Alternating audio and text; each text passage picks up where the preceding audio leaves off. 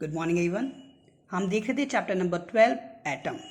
Atom में अभी तक हमने देखा Thompson model, Rutherford model and Bohr model. Bohr model में अभी तक हम पोस्टुलेट देख चुके हैं। पोस्टुलेट कहते हैं कि जो इलेक्ट्रॉन होता है किसी न्यूक्लियस के अराउंड सर्कुलर पाथ में मोशन करता है, जिसके लिए angular momentum, radius, energy, velocity सब फिक्स होते हैं। अब हम देखते हैं second part of that bore theory, that is spectrum. हम जानते हैं रदरफोर्ड ने जो मॉडल दिया था उसका एक ड्रॉबैक ये भी था कि according to Rutherford he was unable to explain line spectrum. He explain about only continuous spectrum. तो कंटिन्यूअस स्पेक्ट्रम के ड्रॉबैक को बोर ने लाइन स्पेक्ट्रम से दूर किया था। अब ये लाइन स्पेक्ट्रम क्या है, स्पेक्ट्रम क्या है, ये इस वीडियो में हम देखेंगे। इससे पहले हम देखते हैं ये स्पेक्ट्रम आता कहाँ से, उसके बाद हम देखेंगे उसके स्पेक्ट्रम को। तो बोर का 6th पोस्टुलेट हमारा कहता है कि जब कोई इलेक्ट्रॉन एक एनर्जी सेल से दूसरे एनर्जी सेल में ट्रांजिट होता है तो उससे कुछ अमाउंट ऑफ एनर्जी या तो एब्जॉर्ब होती है या इमिट होती है। मतलब कि लोअर से हायर में जाएगा तो एब्जॉर्ब करेगा या हायर से लोअर में जाएगा तो इमिट करेगा। तो इस दौरान जो एनर्जी होती है that is comes in the form of photon, and that photon is having a frequency और वेवलेंथ। और इन जो वेवलेंथ्स आती हैं, जब इनका फोटोग्राफिक रिप्रेजेंटेशन किया जाता है तो एक लीनियर स्पेक्ट्रम बनाते हैं। उसी के लिए हम देखते हैं कि लाइन स्पेक्ट्रम की थ्योरी कैसे है। तो बोर ने कहा कि when electron move from one cell to another cell, there are difference of energy is carried away by a photon of frequency और वेवलेंथ। तो हम जानते हैं इक्वल टू होता है एच न्यू, तो we can say equal to E1 minus E2 या E2 minus E1। यहां हम ये मान के चल रहे हैं कि कोई जो इलेक्ट्रॉन है वो हायर सेल से लोअर सेल में आ रहा है। मतलब कि स्टार्टिंग में वो हायर सेल में था, अब कहाँ गया, लोअर सेल में, इसलिए I have taken Ni is greater than Nf। तो माय डियर यहाँ हम मान के चल रहे हैं यहाँ हायर से लोअर में आ रहा है, it means it will be emission of energy. तो जो एमिशन होगी एनर्जी का वो किसी फोटोन के फॉर्म में होगा और उस फोटोन की कुछ फ्रीक्वेंसी होगी एंड कुछ वेवलेंथ होगी। तो वो कितनी होगी वो हमें फाइंड करना है। तो हम जानते हैं del equal to E2 minus E1, ठीक है, या E1 minus E2 we can से। तो हम कह सकते हैं यहाँ से E1 माइनस E2 व्हाटएवर। तो अब E की वैल्यू हमने क्या लिखी, जो हमारा फॉर्मूला होता है एनर्जी का फॉर्मूला क्या होता है, minus me⁴/8 epsilon naught square h square into n square. तो यहाँ Ni लिया हुआ तो n स्क्वायर को हमने Ni स्क्वायर लिया है, और यहाँ Nf लिया हुआ तो n की जगह Nf स्क्वायर लिया है। माइनस माइनस प्लस, तो ये आगे आ जाएगा, ये पीछे आ जाएगा, तो कॉमन थिंग आ गई हमारे पास numerical value me⁴8 epsilon naught square h square upon 1 upon Nf square minus 1 upon Ni square. Now we also know that nu equal to c upon lambda, so we can say sc upon lambda is equal to same thing. Now 1 upon lambda is equal to h बीच side आ गया, c बीच side आ गया, तो ये हमारे पास equation आ गई। अब जब हम me⁴ एप्सिलॉन नॉट h और c की वैल्यू रख देंगे तो हमारे पास एक कांस्टेंट आ जाएगा, that is called Rydberg constant, that we have written by r। और इसको हम इक्वेशन बना देंगे 1 upon lambda equal to r into 1 upon Nf square minus 1 upon Ni square. तो इस पर्टिकुलर वेवलेंथ, इससे हम लैम्डा निकाल सकते हैं, इस पर्टिकुलर वेवलेंथ की कोई वेव इमिट होगी, कोई वेव निकलेगी, कोई लाइन निकलेगी, जिसका हम पिक्चराइजेशन करेंगे जिससे हमें पता चलता है लाइन स्पेक्ट्रम बनता है। My dear, this equation is called empirical formula and this constant is called Rydberg constant, its value is 1.0 into 10⁷ per metre.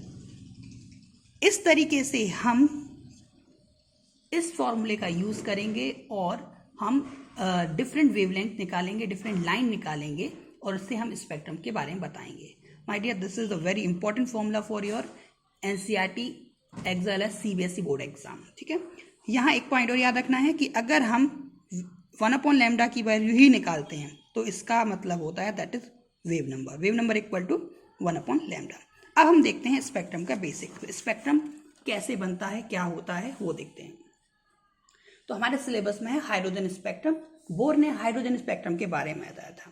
इन्होंने क्या किया, एक डिस्चार्ज ट्यूब ली और उस पर कम प्रेशर पे हाइड्रोजन गैस उसमें फिल कर दी। इसके बाद उस पर high amount of electricity pass की। तब इन्होंने देखा कि यहाँ कुछ ब्राइट लाइट आ रही है, स्पार्किंग टाइप की हो रही है।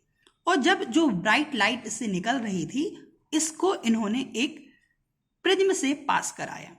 जब इन्होंने प्रिज्म से पास कराया और उसको कैमरे से कैप्चर किया, उसका फोटोग्राफ लिया, तब इन्हें कुछ स्पेक्ट्रम फॉर्म मिला, इन्हें कुछ लाइंस दिखाई दी जो कि लाइन के फॉर्म में थी। इसलिए इस स्पेक्ट्रम को लीनियर स्पेक्ट्रम या हाइड्रोजन स्पेक्ट्रम कहते हैं। माय डियर, हाइड्रोजन स्पेक्ट्रम के बारे में कई साइंटिस्ट ने खोज की। सबसे पहले जो सक्सेस मिली दैट वाज बामर। बामर ने सबसे पहले हाइड्रोजन स्पेक्ट्रम को देखा और उनके नाम पर उन नंबर ऑफ लाइंस को या ग्रुप ऑफ लाइंस को उन्होंने एक सीरीज का नाम दिया जिसे बोलते हैं बामर सीरीज। इसके बाद बामर के बाद लाइमन के बाद पास्टियन, ब्रैकेट, फोन और हम्फ्री ने भी कई सीरीज देखी। तो जो बामर ने सीरीज देखी थी वो विजिबल लाइट में देखी थी, विजिबल रेंज में देखी थी। लाइमन ने अल्ट्रावायलेट रीजन में, पास्टियन ने नियर इंफ्रारेड में, ब्रैकेट ने इंफ्रारेड में, फुंड और हम्फ्री ने फार इंफ्रारेड में लाइंस देखी थी। अब ये लाइंस कैसी होती हैं, हाइड्रोजन स्पेक्ट्रम क्या होता है, इसको हम देखते हैं। ये जो ग्रुप ऑफ लाइंस होती हैं इनको ही हम क्या बोल रहे हैं, लीनियर स्पेक्ट्रम। ये मतलब कि जैसे कि ये लाइमन के द्वारा जो डिस्कवरी की गई थी, ये है set of these lines called Lyman series. These are called Balmer, Paschen, Brackett, Pfund और हम्फ्री। ये कंप्लीट सेट कहलाता है हाइड्रोजन का स्पेक्ट्रम। इनको देखते हैं, हम देखते हैं बेटा, यहाँ हमने लिया हुआ है energy level n = 1, cell number 1, cell number 2, cell number 3, 4, 5, 6, 7 and so on. Lyman series में सारी जो लाइंस होती हैं वो सेल नंबर 1 तक आती हैं। 2 से 1, 3 से 1, 4 से 1, 5 से 1, 6 से 1, 7 से 1 एंड सो ऑन। हमने यहाँ 7 से लेके लिया हुआ है, और भी हम ले सकते हैं। तो इनका जो ग्राउंड स्टेट होता है, इनका जो बेसिक स्टेट होता है, ये कहाँ तक आती हैं, 1 पर। बामर सीरीज में आपको याद रखना है जो उनका बेस सेल है वो कहाँ होता है, 2, मतलब कि 3 से 2, 4 से 2, 5 से 2, 6 से 2, 7 से 2 एंड सो ऑन। पास्टियन सीरीज में कहाँ तक आती हैं, n = 3 तक, 4 से 3, 5 से 3, 6 से 3, 7 से 3। ये जो मैं बोल रहा हूँ 4 से 3, 5 से 3 मतलब कि इलेक्ट्रॉन जब 4 से 3 में आएगा तो जो वेवलेंथ आएगी, जो वेवलेंथ इमिट होगी, जो अभी हमने देखा एक पर्टिकुलर वेवलेंथ की लाइन इमिट होगी, दैट इज दैट लाइन। अगर 5 से 2 में आ रहा है, 5 से 3 में आ रहा है तो ये वही लाइन। इसी तरीके से ब्रैकेट में बेस क्या होता है, 4, फुंड में 5 एंड हम्फ्री में 6। तो इट मीन्स हम कह सकते हैं कि लाइमन सीरीज के लिए लोअर सेल क्या होता है, 1, बामर सीरीज के लिए लोअर सेल 2, पास्टियन सीरीज के लिए लोअर सेल 3, ब्रैकेट सीरीज के लिए 4, फुंड के लिए 5 एंड हम्फ्री के लिए 6। तो जब हम एम्पिरिकल फॉर्मूला लगाएंगे तो हमारे पास लाइमन सीरीज के लिए जो एम्पिरिकल फॉर्मूला होगा that will be fix, that is 1/λ = r × 1/1²। यहाँ आपके पास क्या आ गया, कहीं से भी आ रहे हो, इनिशियल कहीं से भी आ रहे हो, आप आ कहाँ आ रहे हो, 1 पर, तो 1/1² - 1/n²। n की वैल्यू चेंज होती रहेगी, ये वैल्यू फिक्स रहेगी for Lyman series. For Balmer series here it value will come n = 2²। For Paschen 3, Brackett 4 and Humphrey 5, Pfund 6। But यहाँ हम वैल्यू चेंज करते रहेंगे। इट डिपेंड्स कि जो इलेक्ट्रॉन का ट्रांजिशन हो रहा है वो किस सेल से किस सेल के लिए हो रहा है, तो कहाँ से आती है और कहाँ आती है, इसके लिए हम ये वैल्यू लगाते हैं। माय डियर, अगर हम बात करें शॉर्टेस्ट वेवलेंथ, अगर हमें शॉर्टेस्ट वेवलेंथ चाहिए है तो हम स्पेशल केस में यहाँ रखते हैं इनफाइनाइट से आने वाली जो वेव होती है वो शॉर्टेस्ट होती है। अब अगर हम बात करें कि लाइमन सीरीज में टोटल नंबर ऑफ लाइन कितनी है, बामर में कितनी है, पास्टियन में कितनी है, ब्रैकेट में कितनी है, तो कहाँ से, मतलब कि मोस्ट एनर्जी वाला सेल है उसका नंबर हमें चाहिए होगा, उसके तरीके से हम निकालेंगे।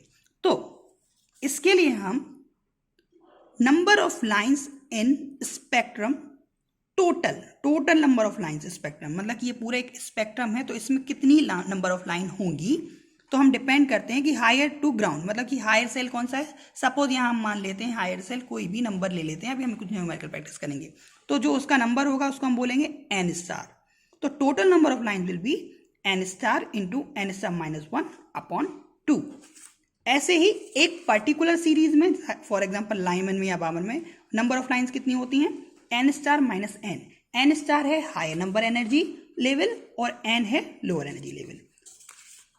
देखते हैं, सपोज एक इलेक्ट्रॉन 6 लेवल से ग्राउंड स्टेट पर आता है, तो टोटल नंबर ऑफ लाइन हमें फाइंड करनी है।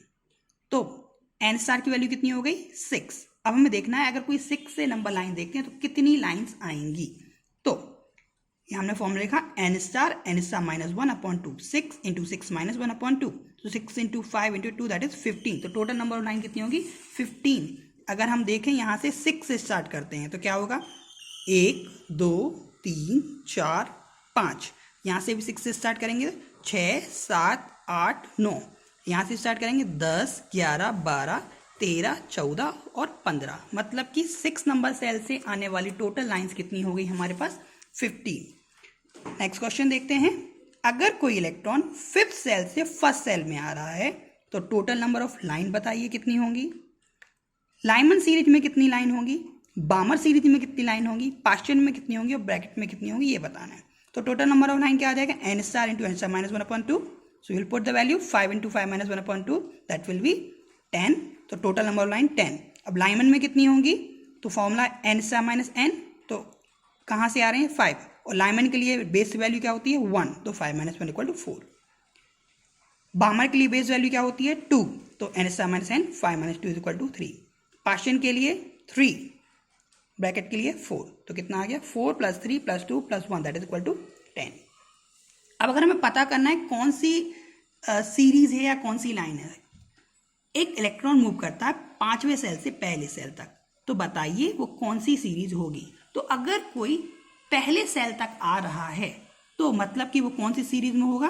Definitely that will be in Lyman series, that will be in Lyman series. ठीक है, 5वें से पहले पे आ रहा है, दैट इज लाइमन सीरीज। ठीक, अभी कौन सी लाइन होगी? 1st 2nd 3rd, that will B 3rd